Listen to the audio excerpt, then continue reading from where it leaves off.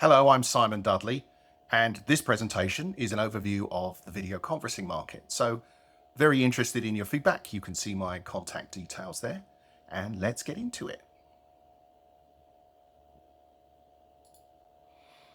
So, the video conferencing market, there's a few major players, the two big ones being Cisco and Logitech. They are easily the biggest players in revenue terms. The rest of the market on this is represented by the dotted orange line. So there's a lot of small players, but as well as Cisco and Logitech, there's HP Poly in red on this graph, there's Yealink in yellow, and then there's our friends at Neat in green. So it's an interesting market. The two fastest growing players in the market are in fact Cisco, the most expensive player, and Yealink, the cheapest player. So this graph here shows us market size in units. So Logitech sells the most devices, hardly surprisingly, because they are a major player, both in revenue and you can see here in unit terms. Yealink is growing into a very significant threat for Logitech as the second biggest player. HP Poly has really done very poorly since HP took them over. I guess that's not entirely surprising. And then Cisco actually don't sell that many devices, but they are very expensive devices, hence them being the biggest player in revenue terms. So let's talk about what the market looks like. There's about 1.2 million rooms a year equipped with video collaboration today. The general definition the market uses are large rooms at 12 to 24 people, medium rooms at 6 to 12 people, and small and huddle spaces at about 2 to 6 people. Now, most manufacturers vary that a little bit depending on the product they've got. And of course, there's sizes above this, but those are typically specialized for things like auditoriums or training rooms. So we don't generally give a number of people beyond those three sizes. And then room composition in numbers of devices sold. Well, large rooms is about 100,000 rooms a year, maybe 120,000. Medium rooms is about 300,000 rooms a year. And small and huddle rooms are about 800,000 a year. So mainly as you go up the pyramid here, the average room expense goes up significantly, but the number of rooms goes down. So let's talk about cloud platforms and the rise of Microsoft. So over the last number of years, well, let's go back as far as 2019. Before the pandemic, there were lots of cloud providers out there. I won't go through that list, but I'm sure you'll recognize some or many of those names. And most, if not all of those players have either no longer in business or have moved on to do something else, often things like call center or UC telephony or a bunch of other things that they feel fits them more easily. In 2025, the market is really split four ways with Microsoft Teams, Zoom, Google Meet, and Cisco WebEx. Now, although it's split four ways, it doesn't mean it's 25% each. In fact, depending on who you ask, Microsoft is about 70% of rooms being equipped with video today. Maybe it's 65%, but it's in that range. Zoom is about 15 to 20% of rooms. Google Meet is perhaps 10% of rooms. And Cisco WebEx is maybe 5% of rooms. So you can see that Microsoft Teams, even of last year's numbers, are really beginning to pull ahead of the rest of the pack. And there is, of course, a network effect here. So the bigger a network gets, the more powerful it becomes. In fact, my own prediction is that by 2029, certainly in the corporate space, Microsoft Teams is going to be the biggest player by far. It's mostly going to be the biggest player. And I'm saying probably here because, we are talking in 3 years from now and any number of things could happen. But the area in which we're going, or the direction of travel, is very much towards a team-dominated world. In fact, you could argue we're dominated by teams already. Now, one of the things you need to understand about the video conferencing space, and I thought this graph here showed it rather, or this image here showed it rather nicely, was that honestly, all the devices basically look the same today. The vast majority of them are Android-based video bars sitting in meeting rooms. I took all these images of different manufacturers' websites.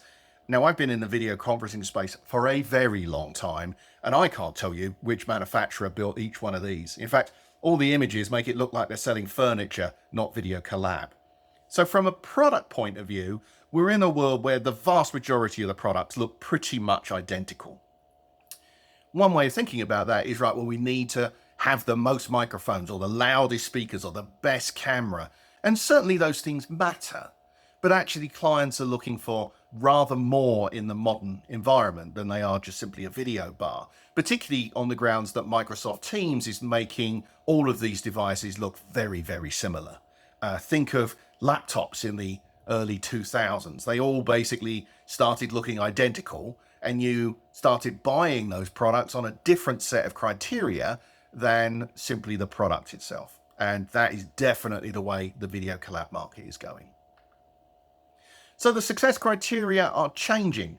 It's really not about the product anymore. It doesn't mean you can't not have a decent product. You have to have a good product, but it's beyond that. It's about remote management and visibility, about security, trust, brand, TCO, and ESG. So let's go into each one of those in a little bit of detail so that you understand what we're talking about here. So remote management and visibility, right? Ever larger estates require ever more management. The idea of having an AV tech sit outside of the boardroom just in case something goes wrong with the call are well over. There's far too many video rooms for that to be a thing anymore. Now, folks like Microsoft and Zoom and WebEx all offer management, but it only goes so far. It will cope with the software on top of a device, but it won't generally manage the device itself very well. Microsoft and Zoom are both pushing into that agenda or into that angle, but the hardware manufacturers definitely want to make certain that they have a good story in management applications. The other thing to consider is AV and IT are merging. I mean, they've been doing it for a long time, but they're really merging on this one. And there's a lot of friction there as a result between the AV team and the IT team. IT generally understands mass deployment, but they don't necessarily understand the nuances of what an AV room has in it. And as a result, there's going to be some, should we say, interaction between those two groups, and you're going to need to understand how to navigate that. Now, security is a huge topic. I could talk for hours on it, but I won't for today. But we will talk about endpoint security, network security, data security, physical security of the devices. The reason this section matters is that with security, you meet the IT security department in your customers, and they are the department of no. IT departments generally don't like to say no to their users, but the security department does like saying no. And you're going to have to work out how to navigate a department that on first blush will say no to everything if they can get away with it. They often can't get away with it, but they certainly are going to put you through the ringer if you don't have a good security story. Now, trust is an interesting one. This is different from brand, and we'll be talking about brand in a bit. But trust is about, is this organization, is this vendor going to be in this business in 5 years from now? Are they a Chinese manufacturer? That's been a concern for many customers over the years, but increasingly, particularly for customers outside North America, we're in a world where the Americans are now being looked at suspiciously. And that's not something I thought I'd ever say in my career, but it does seem to be the case presently. And a lot of European customers are beginning to vet American vendors rather more than they would have done previously. Now, it's about manufacturing. It's about the ability to control all of that, but it's also about data handling. You know, how well do they carry or control your data, and what data do they actually capture from your devices? Brand. Now, brand's an interesting one. Brand is it a name you recognize? Does it have a successful history? But it's also about a brand that you're prepared to have within your organization. It might be a brand you're happy with in your personal life. Meta, I think, would be a good example of that. Many people have Facebook. Billions of people have Facebook.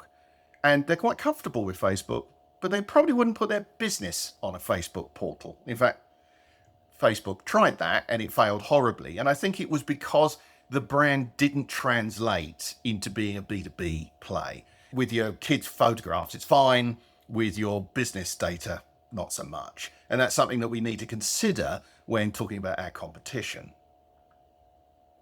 Now, TCO, total cost of ownership. It's the complete cost of acquiring, operating, maintaining, and eventually disposing of products and solutions over its entire life cycle. That's what the paperwork says. It's one of those things that a lot of vendors do not want to look at, or more importantly, they don't want their clients looking at. If you do have a good TCO story, then it's definitely something worth pushing. If you don't have a good TCO story, it's something to make certain that you avoid. So, one way or the other, TCO is an important aspect, particularly when you get to mass deployment of rooms. If you've only got one or two video conferencing rooms in your organization, frankly, whether it's expensive or not over the long term, probably irrelevant. If you've got hundreds or thousands of them, it turns into real money. And a lot of these things need to be considered. ESG. ESG is an interesting one. For a lot of organizations, particularly in Europe now, ESG is becoming vitally important. A lot of American customers will turn around and say, oh, we don't really care that much about ESG. It's kind of greenwashing. But that's not really what ESG is about. There's three elements to it. There's the environmental, the social, and the governance. Now, environmental is fairly obvious, how much recycled plastics do you use, that sort of thing. Some players in this market are much better than others, and some customers will really care about that. The social one's interesting because this is really about risk mitigation. If you can't prove as a vendor that your product is built under ethical conditions in a decent factory in a reasonable part of the world, and it transpires that none of those things turned out to be true for that vendor, then that's going to get a PR blowback for your customer. A lot of very large customers, particularly, are extremely nervous of that sort of thing. They don't want to be seen as the company that uses products built by people under horrible conditions. So social responsibility is a lot more than a bit of DEI. It's about risk mitigation for your customers, and therefore is vitally important. And then governance is related. So this is about how do they lead and control their financials, their board structure, those sorts of things. Is there going to be any financial problems in their future? Are they even going to be in business in a few years? All of these things matter, partly because customers always want to ensure that the product will be supported moving forward, but also because your average video conferencing room has a life expectancy of between 5 and 7 years. This isn't like a laptop where you probably replace it every 18 months to 2 years. It's a capital piece of equipment that's going to be of significant value, particularly if you mass deploy, and you don't want to be left in the lurch by a vendor that suddenly goes bankrupt.